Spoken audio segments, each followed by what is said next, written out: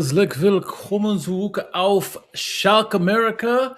Not a victory Monday or Tuesday, but we're here nonetheless. I'm your host, Richard. Joining me as always, co-host Jack. How are we doing, my man? Doing well. Not a victory Monday, but plenty to be happy about and potentially celebrate regardless. So might as well be. Yeah, might as well be. We got lots to talk about, obviously. And it's Tuesday, but yeah. And it's Tuesday. We're not gonna have There's a DZEKO Tuesday or anything like that. But we like most of the United States went through a big snowstorm. So we both got about a foot in our different locations in the Midwest. Except when you got back home, you got, I'm sure, considerably less. But lots to get into. It's been a crazy week with Schalke in terms of transfer news, transfer happenings, and then we had the game in hand. So quite a bit to talk about tonight. We're going to talk about the game, obviously. We talked about last week. We talked about some of the transfers that were possibly happened. A couple came to fruition, and then a new one that jumped at us at the beginning of the game. And then we'll get into some talking points and get out of here with some talk about Bochum. Joseph said he got 15 inches up in New Hampshire, so you're about right. Exactly what we got in the Midwest, Joseph. So good to see that everyone got the same punishment that we all did there. So, interesting game to say the least. It was certainly a roller coaster of emotions.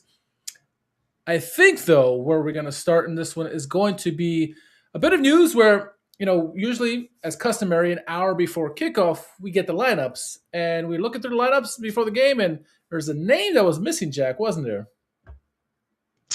I don't know which one you're actually going for this one. I'm going to assume you're meaning Silla. There you go, potentially. Okay, yeah, because you could have said DZEKO not being in the starting 11 at least. That too. If we're talking about the team sheet itself, it would be Musa Silla.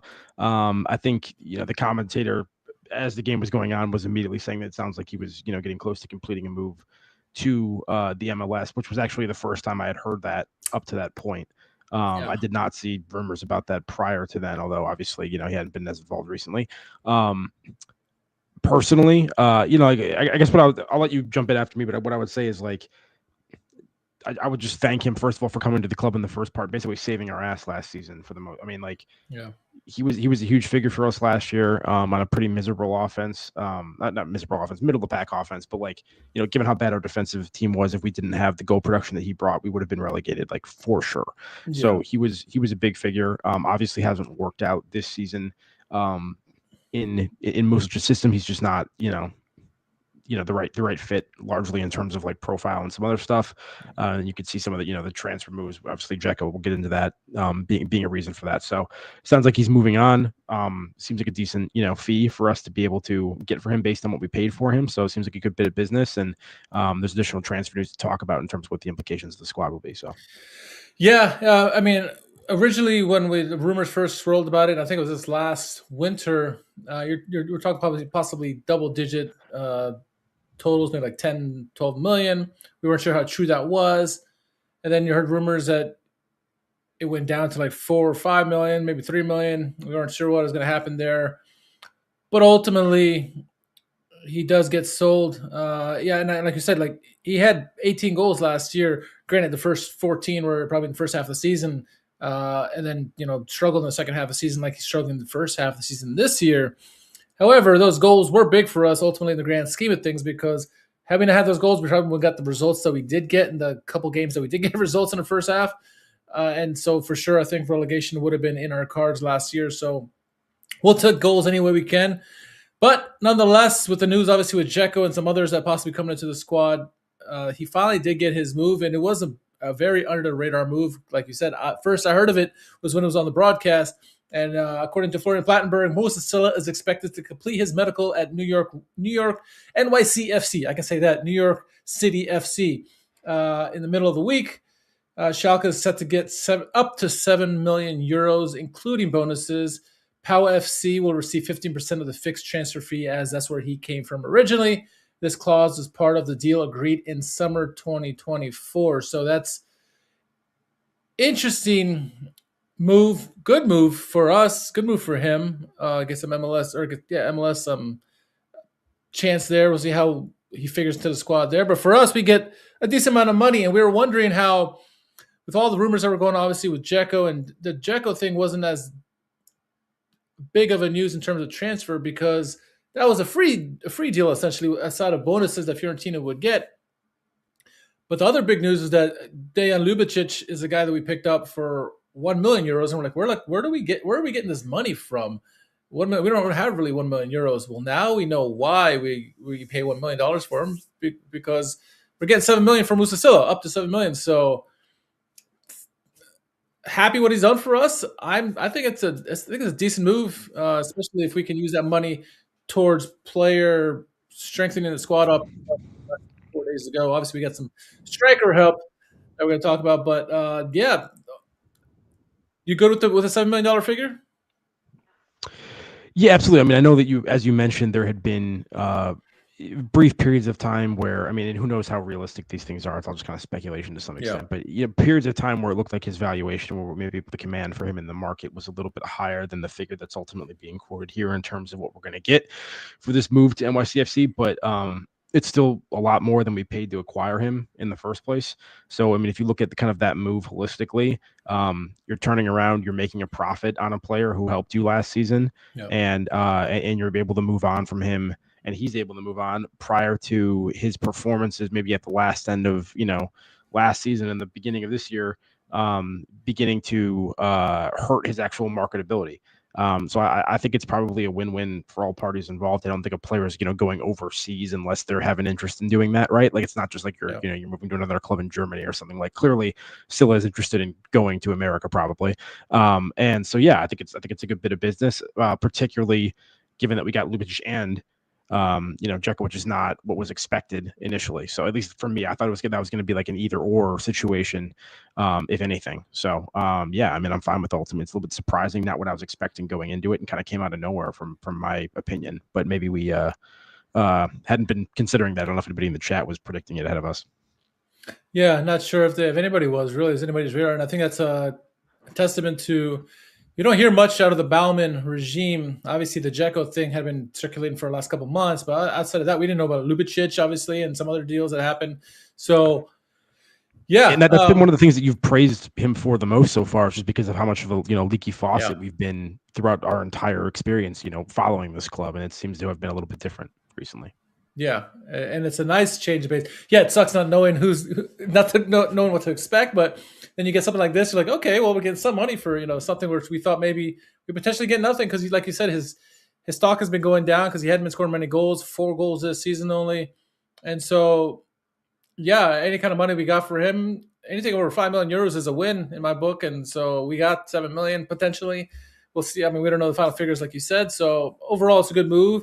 Frees up room, because we would wonder, guys possibly coming in, how would he fit into the mold? I thought maybe if you had a DZEKO up top with Musicilla and his speed on the right, it could balance things out, because we talked about we don't want to see Karaman, DZEKO, and Yunus all together, because there's 3 fairly slow guys for the most part. There might be a wrinkle in there we can throw on the right wing on top of Ljubicic, which we'll get to during the match. But let's get into the match. It's a game against a bogey team of ours. And obviously, as always, leading into the game, there is a tifo to talk about, Jack. And it was no different this week. Here's the tifo, another great tifo, 5th great tifo of the season so far for us. Beautiful. Schalke. I saw all the pictures online of everybody who was at the game and stuff like that. Really, really, really well done by Schalke. Can we expect any worse? No, this is what they do. Yeah, I think in the next version of EAFC, if you're playing a game as the home team at the Veltins-Arena, you get some sort of like tifo bonus. Applied to your attributes or something. Yeah, pretty incredible tifo game for most of the season. It continues. This is probably the 4th or 5th time we've called it out this year alone. It's like the first half of the season. Yeah, absolutely. So this is a game against our bogey team. Kaiserslautern had a 4-game win streak against us coming into this match, including a win earlier in the season. For Newman, Lieberknecht, his first game in charge was against us. They win 1-0 that game. We also had a bit of a win streak of ourselves going on here. We had 5-game win streak going on here. So something had to give in this match. So we thought. Obviously, no Scylla in the lineup, so Gomes would get the start in place of Musicilla. I thought overall in the first half, it was a better start than we saw against Hertha Berlin. Gomes was okay. It wasn't anything special in that first half. No DZEKO to start the match. The debate was, in our Discord and online, would DZEKO start or would he come off the bench? What was he have more impact in? I know Asynchronous was one that I kind of agree with, saying like maybe you should get to start because we don't know how long he's going to last, and you bring him on as a sub and he's not fit yet. You might have to take him off again. So that was how a lot of people were thinking, but he came out. He ended up coming on later in the match. Gomes got the start, like I said. Yunus, another start in this one, Jack. We started out well. I thought Kurachai had a really great header attempt in like the 13th minute or so. The Crawl had to make a really great save. But ultimately, as much possession, I was shocked by this in the first, how much possession we were having. I thought Kaiserslautern for sure were going to dominate that, and we had a lot of shots, nothing necessarily dangerous. They only had 2 or 3 shots in the game, in the first half, I should say, but they were all dangerous. Skyttä, the guy who we pointed out as one of the danger men for Kaiserslautern, he had a great opportunity early in the first half. He messed up the play, which is lucky to us because he probably would have put that away. But they had a couple other good chances that Karius had to be on his head with. There was a particular play in the 30th minute, 31st minute, where I forget who had the shot on target. Karius makes initial save, goes back out, rebound there. Ihan makes a great, like, Matriciani-like diving block there. 2 shout-outs for penalties, soft penalties in that first half for us, but ends 0-0 in the first half. Thoughts on how that first half went? One thing I would say is I thought we were significantly more positive in possession, and obviously in our approach against the ball as well compared to last game. The intensity on the defensive end was better, and I thought we had the better of the opportunities in the first half overall. There weren't a couple chances, even one on the break, which has been an issue for us repeatedly, I think, recently, something that kind of has to be looked at potentially.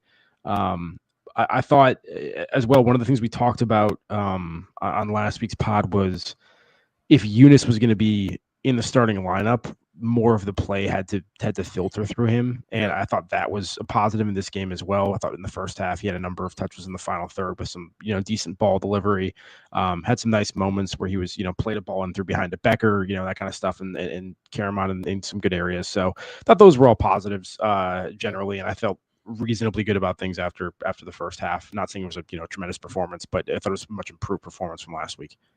Yeah, one of the things I looked for in the first half that I wanted to see was get an early goal, kind of put the things in our wheelhouse. Kurachai nearly had that. That was like the best play he had all game, honestly, in that first half. Drew out 0-0. Ultimately, not too bad considering how I at least thought the first half was going to go. I thought it was going to be heavily possession-based for Kaiserslautern. It was really fairly even in that first half. We had some shots, again, nothing dangerous, but 0-0 didn't look too threatening other than those couple of chances. I wanted to see some change, though, because ultimately, Gomes and Yunus weren't creating enough. Come out of the second half, Porat and Timo Becker had some opportunities that they really probably should have done better with in the game. In particular with Porat, because Porat had this great opportunity to, like, 60th minute. And as the foosball gods go, like when you miss one opportunity one end, it comes back to bite you in the other end. And shortly after the opportunity from Porat, they get a set piece, Kaiserslautern do, which, by the way, Naatan Skyttä is the guy who takes a free kick. And in comes Pratayan, and first touch of the ball goes in the box, he puts it away, 1-0. It's like, come on, like, what are we doing here? Not the best of goals there. I don't remember I think it was a silly foul. Do you remember the foul that led up to that free kick? Obviously not a well-placed. Yeah, it was a bullshit foul too. Was it? Go back and watch it again. Like there's kind of a scrum happening on that side. I believe it's like El Fauzi who's involved, possibly Schallenberg or somebody else. I forget exactly who's involved. Oh yeah. But like to me, like there isn't a clear like piece of contact or anything that causes the guy to lose his balance. He just like it's either a dive or something else weird happened, but it's not a foul at all. So I think it's the wrong call that sets up the free kick to begin with. But as you said, it was right around the 60th minute, and right before that, everyone's kind of like, all right, 60th minutes when subs happen sometimes is we're gonna get a 30-minute cameo from DZEKO. So we're all looking, there's a dead ball situation. Scoreboard goes up. It's not DZEKO. It's an opposition striker coming on the pitch. It's exactly the opposite. And then you said comes on and immediately with his first touch scores a goal. So it was just like super anticlimactic in terms of what I think a lot of the Schalke fans were wanting at that exact moment. And it's our leading goal scorer that comes on too. And Pratayan, he gets his 9th goal of the season on that play there. One of the guys I wanted Schallenberg to shadow the hell out of was Naatan Skyttä. Obviously, you can't do that on a free kick. He has this tremendous in-swinger in. But I think really what takes the cake for me in that goal, and it was kind of building to that play, was that I thought Kurachai had a really poor game, honestly. And in this goal in particular, Kurachai misses his mark on Pratayan. Pratayan just walks in untouched, free header. Of course, he's going to score a goal when he gets that opportunity like that. And so they score a goal there. Then you get the reaction from Muslic and finally brings in Edin DZEKO for, Yunus. And you say, okay, maybe he can come and rescue things. We were kind of trying to figure things out with him. DZEKO's obviously a good person to hold up the ball and kind of funnel the offense through him, but really it was us struggling. And one of the, as the second half wears on, one of the glaring weaknesses of Muslic's system is when we do have that high line. We talked about this many times this season, especially early on. Like, if you're going to beat this system, it's a team that can pass very well. And what happens? Kurachai once again makes his foolish play, turns it over, and with a whole defense in their half, right to, I don't know if it was Skyttä or who it was, but he sets Pratayan on a breakaway from midfield. He goes 1-on-1 against Karius, and 9.5 times out of 10, he's going to score that goal, and he did. Gets his 10th goal of the season. And it's like, Jack, it's like we were in 1 minute, or 20 minutes ago, we were kind of hopeful that maybe DZEKO can kind of pull one back, and all of a sudden it's 2-0 down, and it looks like a disastrous home opener for us for the second half. I was gutted when that goal came in. Yeah, I obviously was as well, because it had been essentially one-way traffic prior to that since the substitutions had happened. They had nothing going on. It was possession entirely kind of for us, and we were living in their final third, trying to poke and prod at them. And yeah, unfortunately, Kurachai, I think with a Stambouli step, if we want to phrase it that way, how he always used to fall for like to close the space down, and then somebody would get in behind him and then exploit the lack of pace or recovery speed, what have you. Super frustrating. Gets his brace. He basically had like a from midfield a one-on-one with Karius to size it up, and you can't expect Karius to do anything there. As good as he has been in one-on-one situations, that's kind of a different one-on-one than some of the other ones. 2-0, and I thought that was obviously very harsh at that point. Not that we had really, necessarily deserved stuff with some of our offensive play, although, post DZEKO was getting better and better, and there was some great stuff immediately when he came on. But yeah, I thought it was pretty dominant second half outside of those few moments, and so to go down 2-0 was not reflective of, I thought, the game at that point. Yeah, you can see the mood in the crowd in terms of the faces from the at least from the TV. It looked like everyone's just like dejected, like, oh man, we had all these high hopes, and all of a sudden they get a 2-0 lead, and it's game set match essentially because we don't score goals, but we kept pressing on as Schalke does, and finally, out of nothing, all of a sudden, the ball is going back and forth. All of a sudden, you see this ball go looped into the box, and you see it. Okay, DZEKO's on the end of it with I forget what the defender was. And as a striker does, is Gyamfi. Gyamfi, thank you. Yeah, no, which is go ahead. No, I said he got the ball off his chest, one touched it into the goal, boom, right away. That's what we wanted from DZEKO. Continue.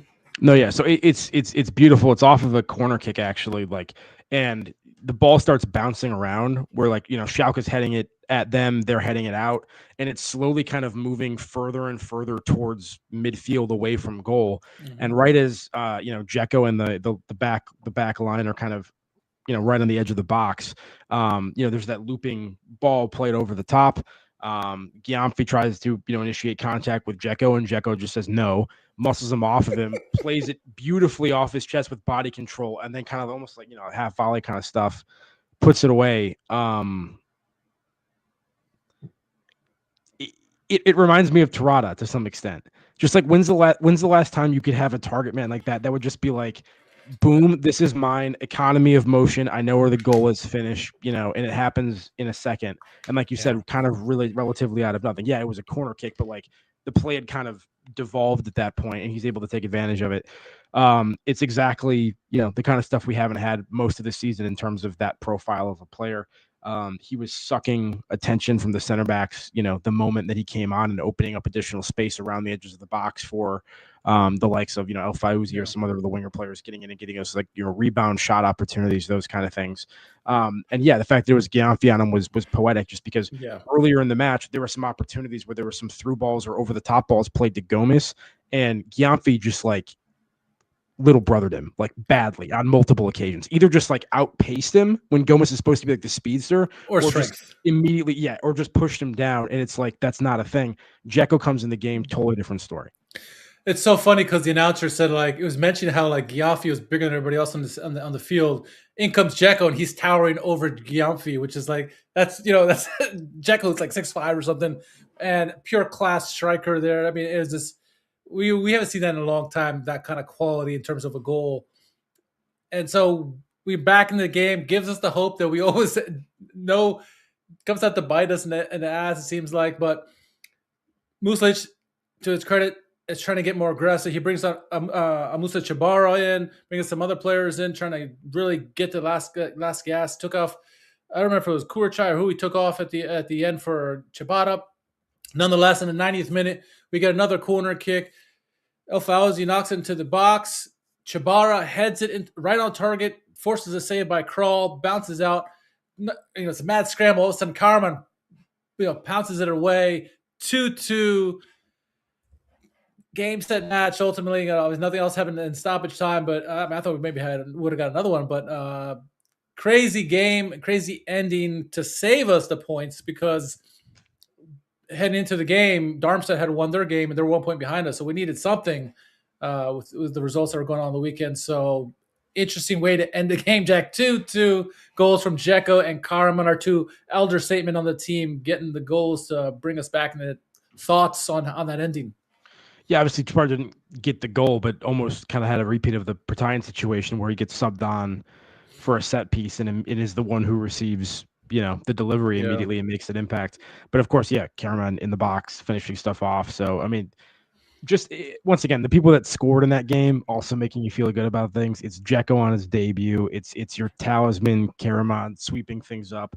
And it's interesting. Like we were coming into this game wondering, it's the classic, BS of unstoppable force, immovable object. Schalke doesn't score a lot. Schalke doesn't concede a lot. Kaiserslautern very much the opposite. League leaders, I believe, in terms of goals scored. Defense not horrible, but certainly not anywhere near the level of ours. And after the first half was looking like things were very much going towards a Schalke type of game in that way. And then the second half, it completely gets blown open. But for us to kind of pull that back in front of the home crowd late, super encouraging. And DZEKO, I think, honestly, better than advertised, better than I expected in this game. Not just because of his physical presence, but rangier than I anticipated. Made some runs, like diagonal runs, try to out and behind. Retreated sometimes defensively, like all the way to like a left back position to shut down some opportunities, on defense from there. So only played 30 minutes. How can that translate to a full 90? Will it translate to a full 90? Those are all questions that remain to be, answered. But I think, very, very promising and very encouraging start. It was. And another encouraging thing before getting to the talking points was the return of Zaida Musa Chabara. Obviously, he had a bad injury with the knee. Took him many months out last year, and he finally is coming back and starting to get some minutes during the Winterpause. He comes on, immediate impact, is involved in the second goal with the header there. This is a guy, if he's healthy, hopefully he's fully fit now.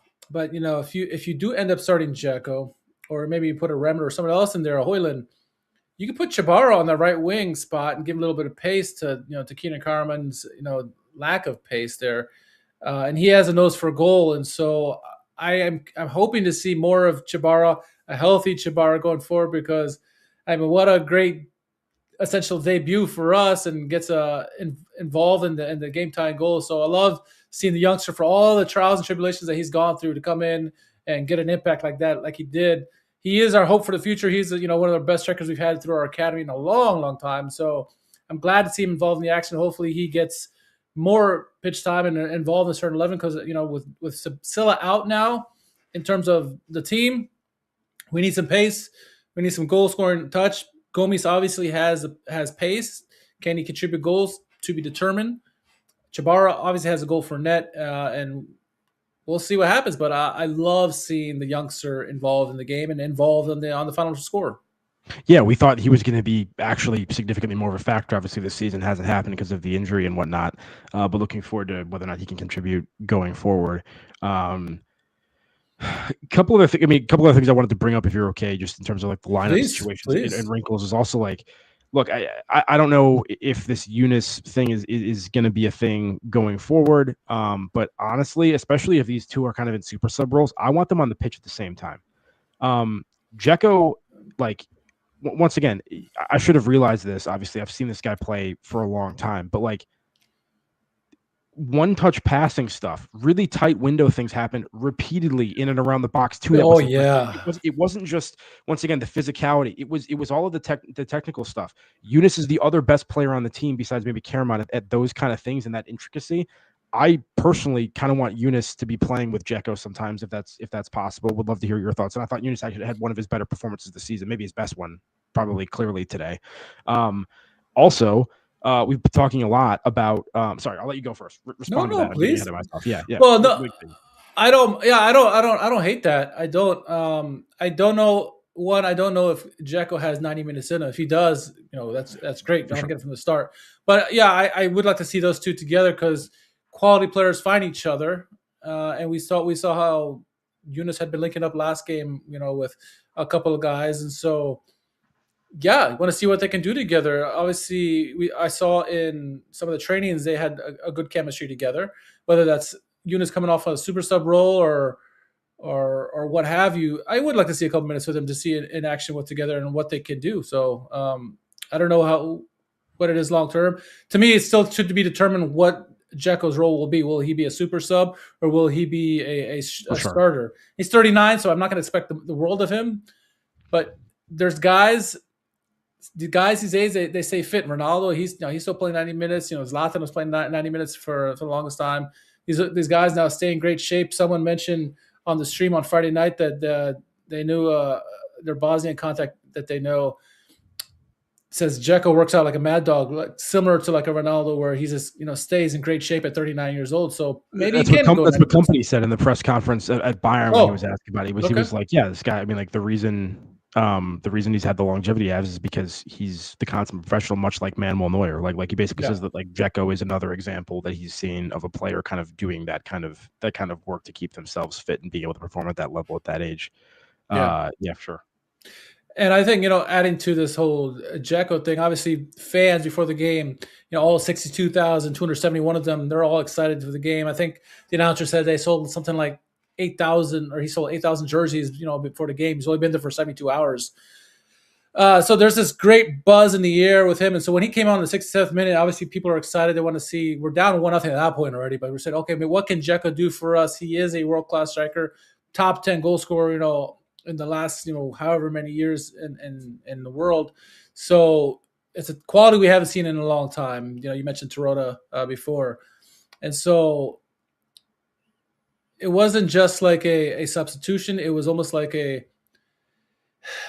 yes, you want to see him on there, but I also felt like as the speed at which Muslic brought him on is almost like he's like, oh shit, something's gonna happen. This game's not gonna turn out well. I need to get DZEKO out there ASAP. Maybe he wanted to get them out there like the 80th minute, but he had them putting him out there in the 67th minute or so. And did you get that sense with the instant reaction, or how'd you feel with the reaction soon after the goal that he brought on DZEKO?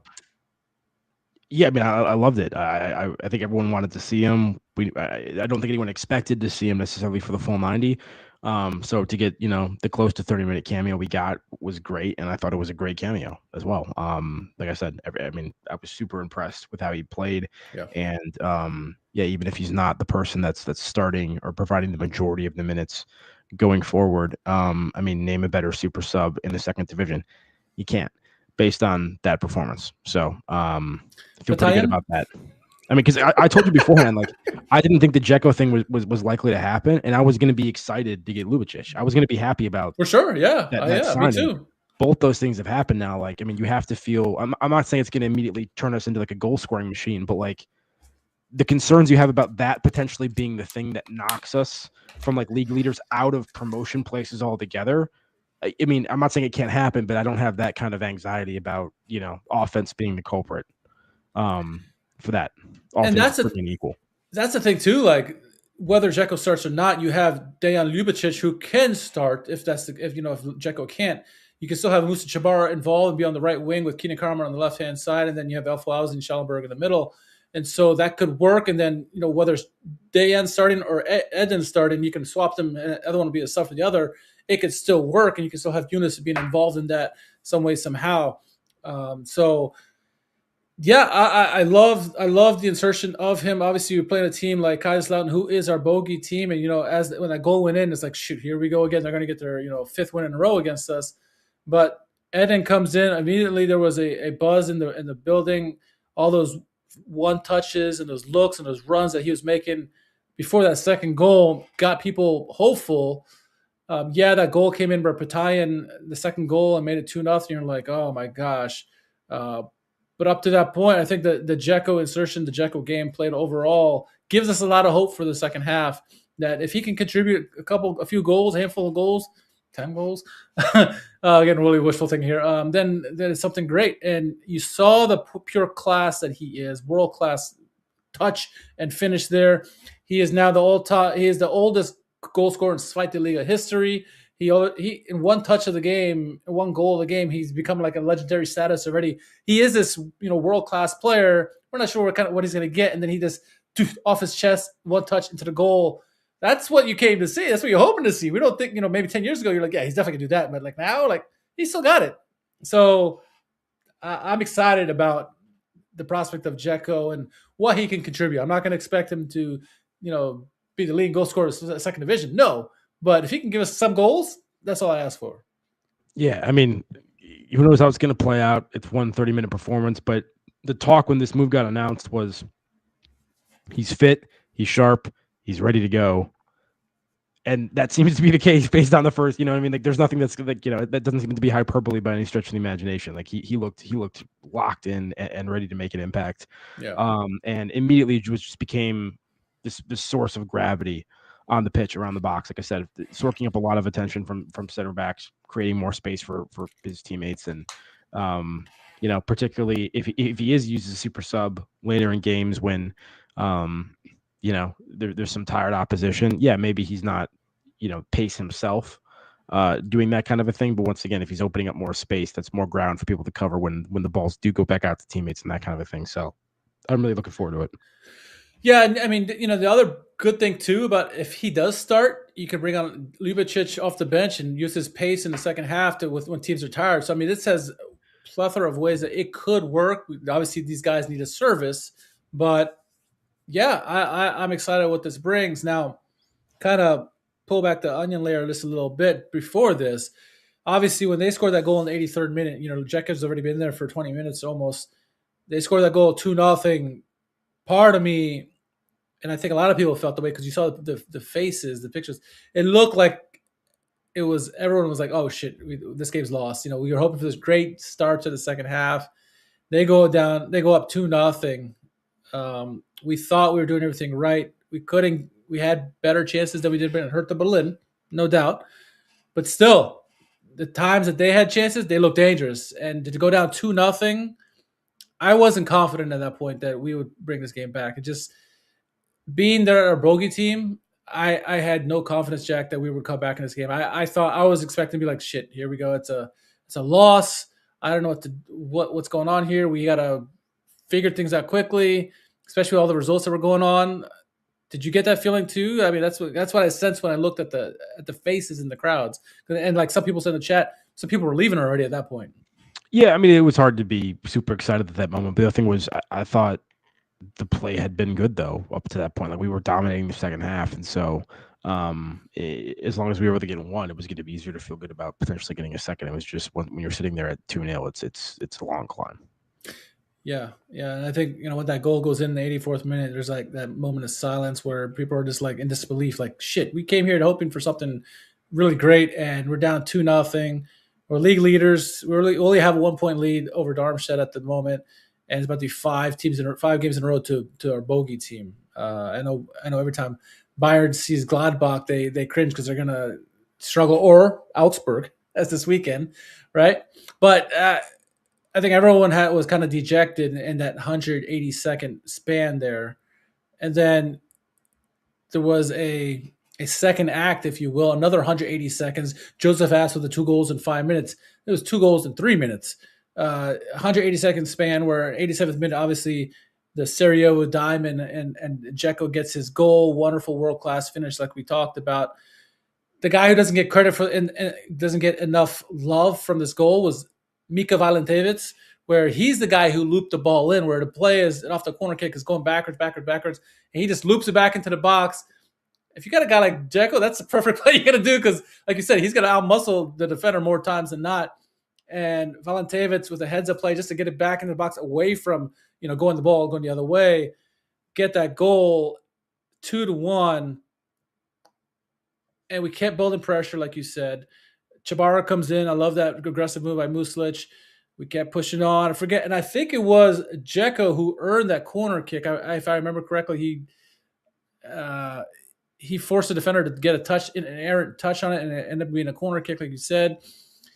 And then Keenan Carmen, as he's done time and time again, when the moments are the greatest, where we need him the most, and it seems like he's not involved to the game, Tarota-esque, like he just shows up and boom, scores a game-tying goal. Obviously, everything that happened, Fauzi to finally get a good set piece into the box is like the 2 times before that he had, kicked it in short.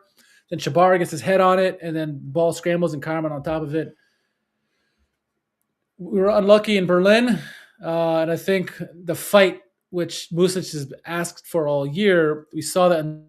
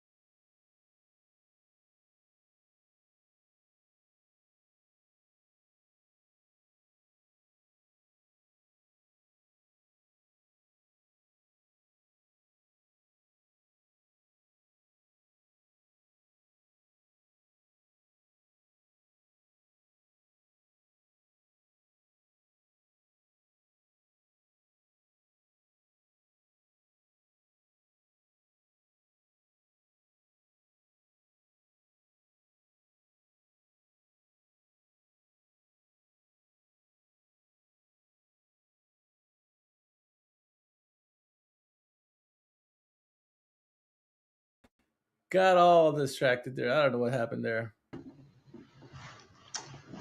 Hello, sir. Welcome back. Hello. I don't know what happened there. It's all good. That's what's happening live. Things happen. I don't even know where it went. What was the last thing you heard from me? I don't remember what we're talking about. That's okay. Keenan Carmen. I was saying Keenan Carmen, sure. The way he was able to tie the game at the end. Thoughts on all that?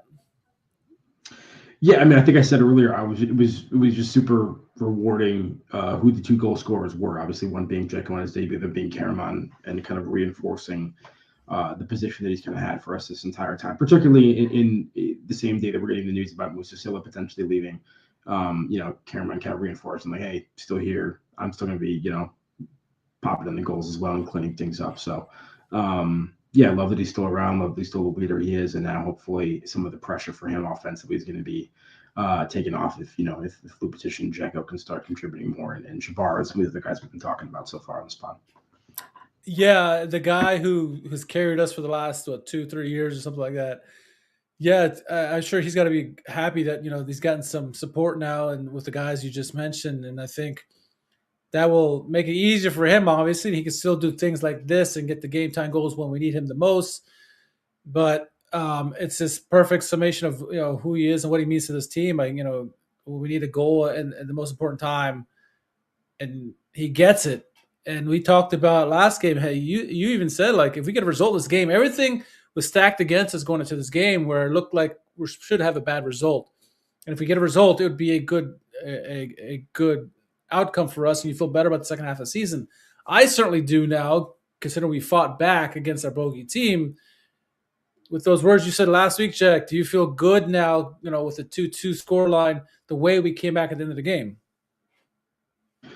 Yeah, I would have felt much better about it if our lead was still what it was, the 4 points that it was going into the game. But to be able to have that kind of a response and do that at home and still kind of scrap a result back, because I think it's kind of a statement being like, hey, we're not going down without a fight. We're still the league leaders, that kind of a thing. It's going to be difficult to get anything off of us, and you got to play the full 90 minutes. And that's the position you want to be in, right? So we very much control our own destiny at the moment.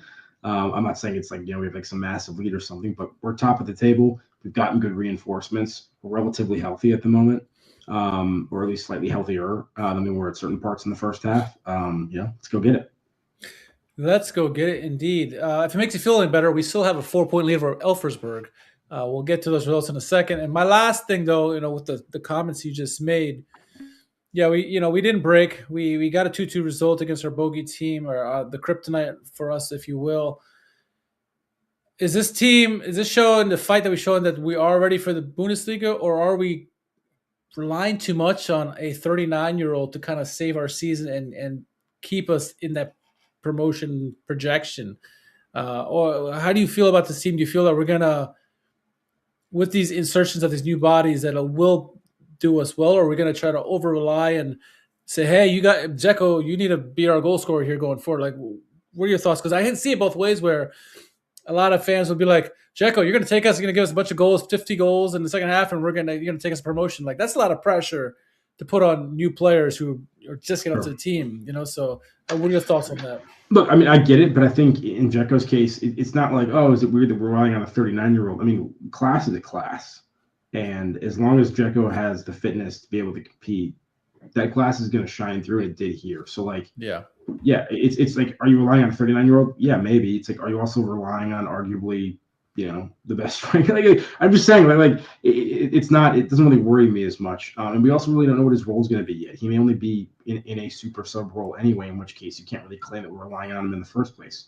Yeah. Additionally, with the other reinforcements like Lubicic and such, we'll see how that goes. We might end up getting more goals out of the squad than we anticipated. And some of this could be personnel. Like, what if we're playing some combination of Chibara, Lubicic, Karamat at the same time, and suddenly that unlocks something, and we just start scoring more in the first place, and that's when DZEKO's not even on the field. I think, just because DZEKO played well in this first game, I think that speaks very positively of what he's going to produce going forward. But we don't know how he's going to play, and we don't know. We'll see.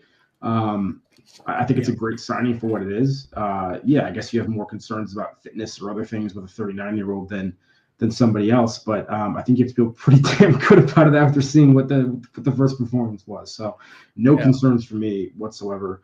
And the other thing I wanted to mention, speaking of that, in terms of personnel-wise, is the Kanayan thing, because we were talking the last couple of weeks, Timo Becker versus Kanayan. Murkin Hayan.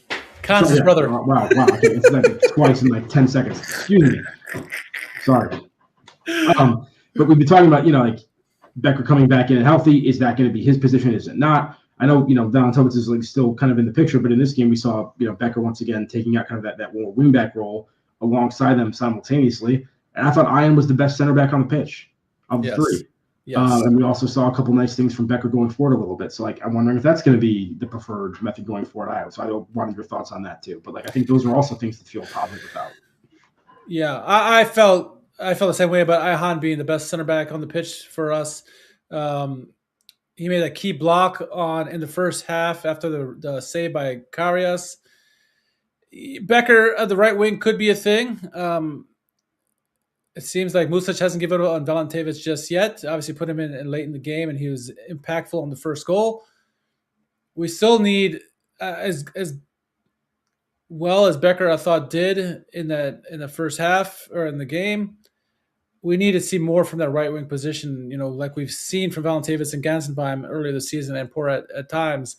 It was decent for the game. Had some times coming up. He came up and made some crosses and plays like that, but for our attack to be successful, we need the pressing to be there when the trigger happens.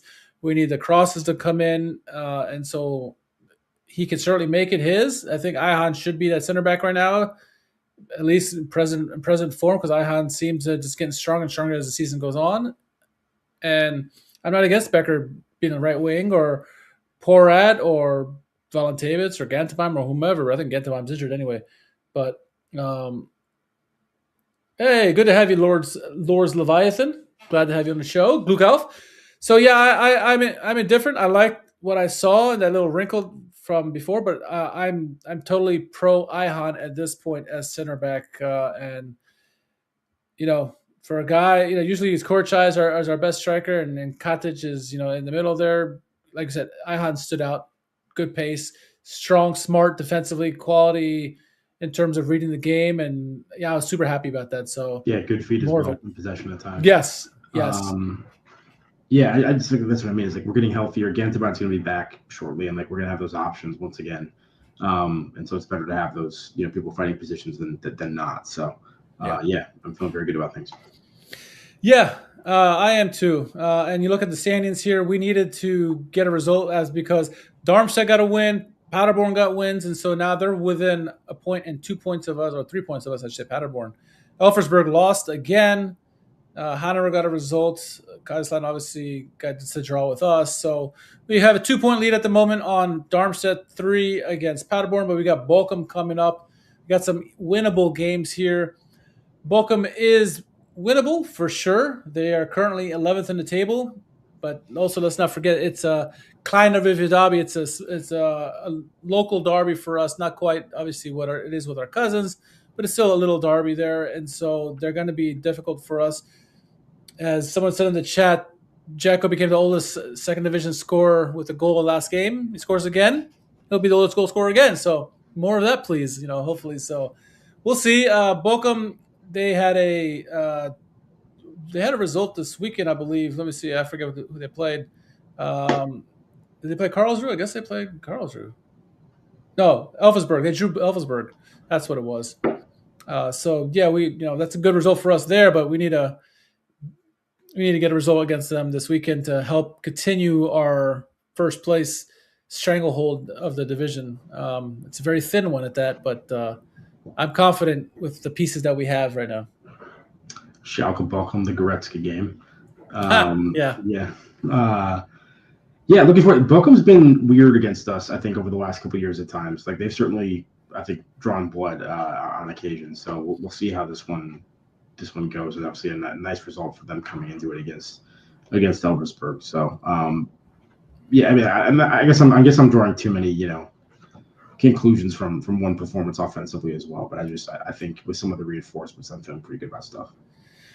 Bochum's feeling pretty good too. They're on a 6-game unbeaten streak. They've had 4 draws in a row and then a win at Bielefeld. So they drew Hanover 0-0, drew Karlsruhe 2-2, drew Darmstadt 3-3, drew Elversberg this past weekend 1-1. So they're feisty. They're going to be difficult.